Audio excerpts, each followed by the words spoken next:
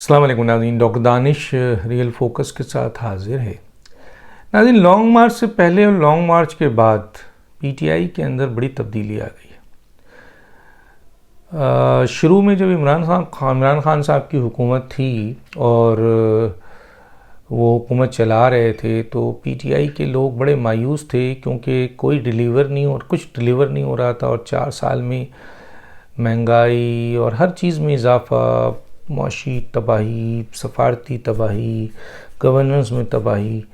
तो पीटीआई के अंदर जो भी लोग थे वो बहुत ही परेशान थे और अपने हलके में उनका जाना बड़ा मुश्किल हो रहा था।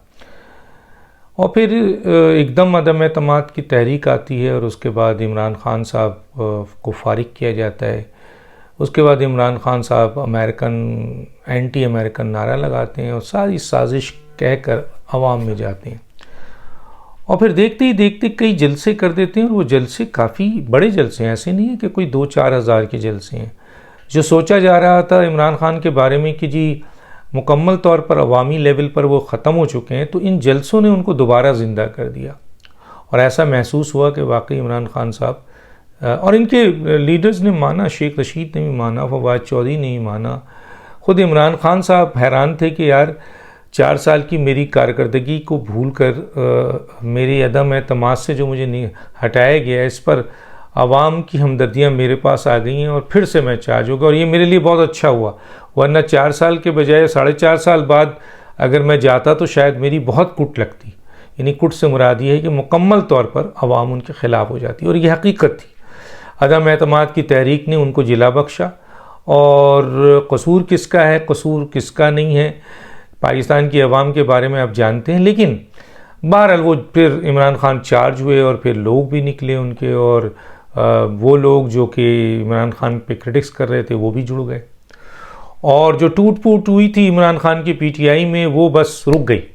और फिर इमरान खान साहब जब बड़े बड़े जलसे कहने लगे तो जो इमरान खान को छोड़ रहे थे, जो दूर जा रहे थे, उन्होंने गनीमत जाना। उन्होंने कहा नहीं यार, इमरान खान के तो बड़े जलसे हो रहे हैं, इसका मतलब अभी आवाम में बड़ी पजीराई है। हालांकि मैंने आपसे कहा था, आप मेरे व्लॉग्स देख लीजिए कि जलसा जो होता है ना वो बेसिकली तमाशबीन होते हैं। जितने भी लोगों के जलसे, मैं सिर्फ इमरान की बात नहीं कर रहा हूँ, लेकिन जब वो जुलूस बनता है तो उसकी कुछ और बात होती है, जब वो लॉन्ग मार्च करता है तो उसकी कुछ और बात होती है, जब वो धरना देता है तो उसकी कुछ और बात होती है, जब वोट डलते हैं तो उसकी कुछ और बात होती है।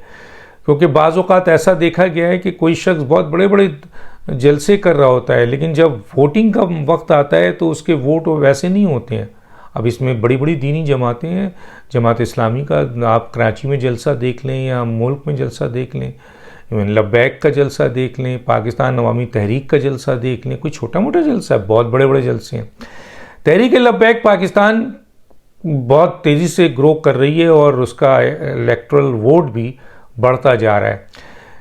तो मैं ये कह रहा था यहाँ पर कि जी जलसा जो है वो इस बात की तायीद नहीं है कि जी आप इलेक्शन में जीत जाएंगे। हाँ, ये ज़रूर है कि आपकी पॉपुलरिटी है कि आप क्राउड पुलर हैं। तो इमरान खान ने जब जलसे शुरू किए तो बड़े जलसे किए, इसमें कोई दो राय नहीं है। 20-25 हज़ार 40 हज़ार का जलसा कोई छोटा मोटा जलसा नहीं होता है। हालांकि मरीम नवाज साहबा ने भी जलसा शुरू किया, उन्होंने भी जलसे बड़े शुरू कर दिए। मौलाना फजल रहमान का जलसा तो दुगना तिगना था पेशावर का और कराची का। तो लेकिन माजी में भी इनके बड़े जलसे रहे हैं, लेकिन वोट के हवाले से वही क्वेश्चन मार्क होता है जो मैं हमेशा देता हूँ। लेकिन ये जो लॉन्ग मार्च किया इमरान खान ने, उन्होंने अपने पाँव पे कुल्हाड़ी मार ली। लॉन्ग मार्च में उन्होंने कहा कि जी आज़ादी मार्च है, इनकलाब का मार्च है, जिहाद है, निकलो पाकिस्तानियों। बहुत बड़ा उन्होंने डिमांड कर दिया, 20 से 22 लाख लोगों को बोला कि निकल के आओ और आपके वहाँ पहुँच के हम बैठ जाएंगे और इस इम्पोर्टेड हुकूमत को उठा के दरिया बुर्क कर देंगे, समंदर बुर्क कर देंगे और इलेक्शन में का ऐलान करवाएंगे। और ये धमकियाँ उस जलसे जुलूसों में सिर्फ हुकूमत को नहीं, अहम तरीन पाकिस्तान के इदारों को भी दी गई। उसमें इलेक्शन कमीशन को बड़ी धमकी दी गई, फ़ौज को ऐसे से अल्फाज इस्तेमाल किए गए हैं कि मैं क्या दोहराऊं यहाँ पे। गोया उन जलसों को देखकर जो पीटीआई में मज़ीद टूट फूट होनी थी वो पैक हो गई और पीटीआई इमरान खान के ज़ेर सरपरस्ती तेज़ी से और पॉपुलर होने लगी। लेकिन जब ये लॉन्ग मार्च का ऐलान किया और लॉन्ग मार्च में इमरान खान ने जब ये स्लोगन दिया और लॉन्ग मार्च स्टार्ट किया तो अवाम ने उनका साथ नहीं दिया। इसका मतलब ये है कि वो जो जलसे जुलूस जलसे हो रहे थे इनके, उसमें वही फ़ैन क्लब्स उनका आ रहा था, तफरीह कर रहा था, एंजॉय कर रहा था। लेकिन जब इमरान खान ने उनसे कहा कि आइए जी, अब आप इनकलाब की तरफ आइए, तहरीक की तरफ आइए और आज़ादी मार्च की तरफ आइए और धरने की तरफ आइए, तो वो फ़ैन क्लब की बहुत बड़ी तादाद तो उन्होंने टाटा बाय बाय कर दिया। अच्छा, फिर यहाँ मैं तस्दीक कर दूँ कि लोग ये कहते हैं कि जनाब क्योंकि हुकूमत ने तो हर्डल बहुत खड़ी कर दी थी वरना काफ़ी लोग निकलते। तो मेरा एक सवाल है और उस सवाल का जवाब किसी के पास नहीं है, अगर आपके पास है तो दे दीजिए कि भाई केपीके में तो उनकी हुकूमत थी, वहाँ तो कोई हर्डल नहीं था, वहाँ तो शेल नहीं गिरा। 40 लाख 40 मिलियन की जो है, सॉरी 40 लाख कह रहा हूँ, 40 मिलियन की जो है वहाँ आबादी है। और इमरान खान के साथ, हालांकि पुलिस वाले सादा लिबास में उनके साथ हुए, पूरी वसाइल उन्होंने इस्तेमाल की, गाड़ी वाड़ी ये सब, और बड़ी लंबी कतार थी गाड़ी की, लेकिन अगर आप वॉच करें तो उसमें एक आदमी बैठा हुआ था। और जो इमरान खान के साथ जो जुलूस निकला मसलन केपीके में, मुकम्मल तौर पर केपीके में, वो 5000 से ज़्यादा अफराद नहीं थे और बाकी 4000 अफराद पूरे पाकिस्तान से जमा हुआ था। और आपने देखा था कि इमरान खान ने जो आखिरी आपके डी चौक पे तकरीर की थी उसमें तो सिर्फ 3 से 4000 लोग रह गए थे। तो अब ये सूरत हाल देखकर जो है ना, जाहिर है जो हुकूमत है या जो इमरान मुखालिफ पार्टियां हैं उन्होंने तो बहुत खुशी का इज़हार किया। उनको भी अंदाज़ा नहीं था कि क्या इतनी तादाद निकलेगी इमरान खान के साथ, और वो भी केपीके में भी, चलो पंजाब में, सिंध में, बलूचिस्तान में, लेकिन केपीके में भी। तो गोया पूरे पाकिस्तान से इमरान खान साहब को पजीराई नहीं मिली, उनके इस नारे को सपोर्ट नहीं मिला और उनके इस कॉल को मुस्तरद कर दिया गया। 20 लाख 25 लाख के बजाय सिर्फ 8 से 9 हज़ार लोग जब आए तो पीटीआई के अपने अंदर दराड़ पैदा हो गई और आखिरी मौके पे इनके लीडरों में चिगमोइयाँ शुरू हो गई। उन्होंने कहा कि भाई सेफ एग्ज़िट लीजिए, फेस सेविंग कीजिए, किसी तरह कुछ किया जाए वरना हम तो तबाह हो गए। और इसके बाद हमारी पोजीशन जो होगी और फिर जो मीडिया दिखाएगा और फिर जो दुनिया देखेगी फिर क्या होगा, फिर तो हम हर जगह जलील ख्वार होंगे कि हमने 20 लाख कहा था, हम तो 20,000 भी नहीं ले आए। तो इस पर चिगमोइयाँ हुई, आपस में बहुत तू मैं हुआ। इमरान खान साहब पे बहुत गुस्से हुए। शेख रशीद साहब तो आए नहीं, आपको पता है शेख रशीद साहब कह रहे हैं कि मैं इस्तीफ़ा दे दूंगा।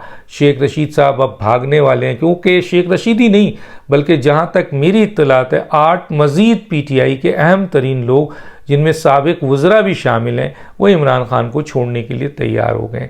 और शायद उसकी 2 वजूहत है। एक तो ये है कि इमरान खान साहब ने हर से इख्तलाफ ले लिया, इवन के इस्टेब्लिशमेंट से, और इस्टेब्लिशमेंट से इख्तलाफ लेने के बाद इमरान खान साहब का पाकिस्तान की सियासत में, हर हुकूमत में आना नामुमकिन हो चुका है। तो गोया वो लोग अब अपनी जान, हाँ जलसे जुलूस देख के वो ठहर गए थे, लेकिन अब जो लॉन्ग मार्च देखा है तो उनको ये हकीकत पता चली कि नहीं, असल इमरान खान ये हैं। तो उसके बाद वो 8 अफराद, जिनमें से 2-3 से तो मेरी बात हुई है, बाकी 1-2 ज़राए से मेरी, यानी अहम तरीन इनके ज़राए से पता चला है। तो 8 अफराद हैं कोई, जिनमें 2 साबिक वज़रा भी शामिल हैं, जो इमरान खान को अब छोड़ना चाह रहे हैं और रास्ता बना रहे हैं। शेख रशीद साहब भी चाहते हैं, फवाद चौधरी भी चाहते हैं। फवाद चौधरी की औकात और हकीकत मेरे पिछले व्लॉग में देख लीजिए। मैंने नहीं कहा है, जहलम के लोग ये कह रहे हैं जो मैंने ऑडियो लीक की है। और ये बात बिल्कुल सही है कि एक शख्स जो है परवेज़ मुशर्रफ साहब के घर के दरवाजे के बाहर बैठा रहता था, उनके ख़र्चे पे ये सियासत करते थे, पलते थे। आज इमरान खान ने उनको सर पे बिठा लिया है, लेकिन अवाम में उनकी जड़ें नहीं हैं। अवाम में वो उनकी पोजीशंस बिल्कुल ज़ीरो है। तो चुनांचे वो जो हैं वो भी भाग रहे हैं, लेकिन कोई लेगा नहीं। शेख रशीद हैं और फवाद चौधरी हैं, इनको कोई लेने को तैयार नहीं है। तो ये बहुत ही इम्पॉर्टेंट एक डेवलपमेंट है जो मैं आपके सामने ले आया हूँ, और इसमें मैं ख़ुद मेरी मालूमात है जिनमें से 2-3 से मेरे राब्ते हैं, फिर एक और ज़रिए से मुझे पता चला कि नहीं जनाब 5 और लोग हैं, तकरीबन 8 लोग हैं जो किसी भी वक्त इमरान खान साहब को टाटा बाई बाई कह देंगे, क्योंकि इमरान साहब के पास अब कुछ नहीं है। ये तो फेस सेविंग दे दी सुप्रीम कोर्ट ने, जिस पे इरफान कादिर ने आज सुप्रीम कोर्ट के सामने खड़े होकर, मेरा ख्याल है सुप्रीम कोर्ट को ये एहसास हो जाना चाहिए कि उन्होंने जो फ़ैसले दिए हैं या उन्होंने जो बातचीत की है वो मुनासिब नहीं है।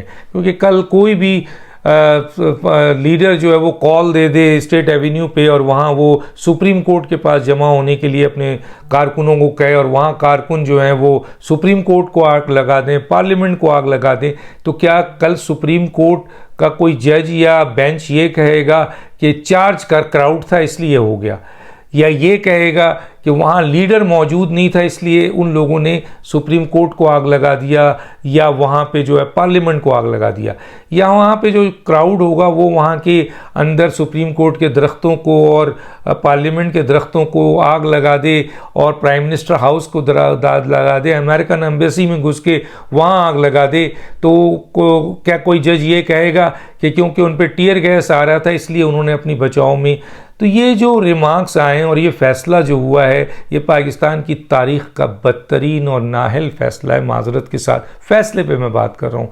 और ये अगर बेस बना लिया गया आइंदा, कल अगर आपने कि और ये भी कि जनाब तौहीन अदालत हुई तो आपने कहा कि जी उस आदमी तक ये ख़बर नहीं पहुंची होगी तभी उसने ये मेरी बात नहीं मानी, तो कल अगर फ़र्ज़ कीजिए कोई जानबूझकर तौहीन अदालत करता है या उसके क्राउड को वो वहाँ बुलाता है और वो क्राउड को इशारे के बाद वहाँ पे वो इश्ताल करते हैं, वो वहाँ पे आग लगाते हैं, वो तोड़ फोड़ करते हैं, वो पूरी के पूरे इदारे को यानी सुप्रीम कोर्ट को जला देते हैं, पार्लियामेंट को जला देते हैं और आपके प्राइम मिनिस्टर हाउस को जला देते हैं, यहाँ तक कि एम्बेसीज़ में घुस जाते हैं। तो क्या इन फैसलों की बुनियाद पर कल वो जिन लोगों ने ये दहशतगर्दी की होगी और खुराफात किया होगा या जिनके लीडरों ने उनको वहाँ बुलाया होगा, तो क्या ये उनको बचत देगा कि कल ये कहें कि नहीं जी इस लीडर को भी शायद इल्म नहीं हुआ हो, हमने मना किया था कि जी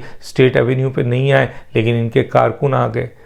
दूसरा ये है कि जी कारकुन बहुत चार्ज थे इसलिए उन्होंने ये तमाम सुप्रीम कोर्ट पार्लियामेंट जला दिया इसलिए कुछ नहीं कह सकते, या ये कि जी आग इसलिए लगाई गई कि जी इन लोगों को स्टेट एवेन्यू और एम्बेसी में घुसने से रोक रही थी पुलिस, तो इन्होंने एम्बेसीज़ को भी आग लगा दिया और वहाँ जो ग्रीन बेल्ट था और पार्लियामेंट में उनको आग लगा दी ताकि अपनी बचत करें। तो कितना बुरा फैसला है, कितनी तकलीफ दे फैसला है। इसका मतलब है आपने वाकई इरफान कादिर ने जब आपसे कहा बेंच से, तो बेंच ने उनका कोई जवाब नहीं दिया, बेंच ने चली गई। तो आज सोशल मीडिया में ये ट्रेंड बना हुआ है, इरफान कादिर की जय जयकार हो रही है और वो बेंच जो है वो आपके वो जवाब ही नहीं दे पाए।